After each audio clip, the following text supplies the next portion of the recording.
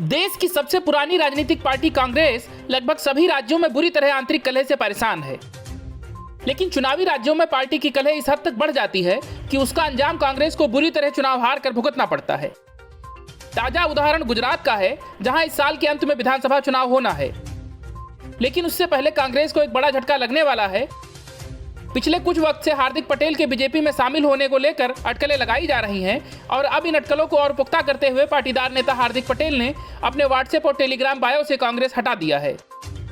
इसके बाद माना जा रहा है कि वो किसी भी पल भाजपा का दामन थाम सकते हैं। हार्दिक का कहना है कि वो गुजरात में अपने कार्यकर्ताओं के हितों की लड़ाई लड़ रहे हैं। इतना ही नहीं, उन्होंने अपनी व्हाट्सएप डीपी भी बदल ली है। अपनी नई डीपी में वो भगवा साल पहने दिख रहे हैं। गौरतलब है कि हाल के दिनों में हार्दिक ने खुद को हिंदुत्व से जोड़ लिया है। एक मौके पर तो उन्होंने कहा था कि उन्हें हिंदू होने पर गर्व है।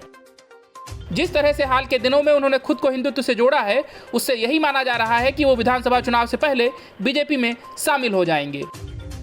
हालांकि उन्होंने कहा था कि अगर उन्हें बीजेपी में जाने का फैसला लेना भी पड़ा तो वो इस विषय को खुले दिल से लोगों के समक्ष ले जाएंगे। वहीं हार्दिक की कांग्रेस के प्रति नाराजगी अब किसी से छिपी नहीं है। इससे पहले भी कांग्रेस के प्रति वो अपनी नाराजगी व्यक्त कर चुके हैं। एक बयान में उन्होंने यहां तक कह दिया था कि कांग्रेस में उनकी हालत ऐसी हो गई है जैसे नए दूल्हे की नसबंदी करा दी गई हो। हालांकि उन्होंने कहा कि मैं राहुल गांधी या प्रियंका गांधी से नाराज नहीं हूं, प्रदेश नेतृत्व से नाराज हूं। खबरों के अनुसार हार्दिक की दिल्ली में बीजेपी के एक बड़े नेता से मुलाकात की भी खबरें सामने आई थी, जिसके बाद से ये कयास लगाए जा रहे थे कि वो बीजेपी में शामिल हो सकते हैं। वहीं हार्दिक का कहना है कि नाराजगी परिवार में रहती है। हकीकत में तबीयत खराब नहीं थी, लोगों ने पूछ पूछ कर खराब कर दी। हमें भी पावरफुल बनना पड़ेगा।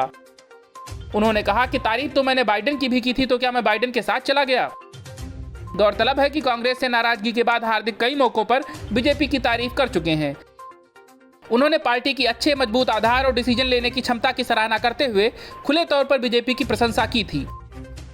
हाल ही में उन्होंने कहा था, हमें यह स्वीकार करना होगा कि बीजेपी में हाल ही में लिए गए पॉलिटिकल डिसीजन से पता चलता है कि उनके पास बेहतर राजनीतिक निर्णय लेने की क्षमता है। Bureau news of India.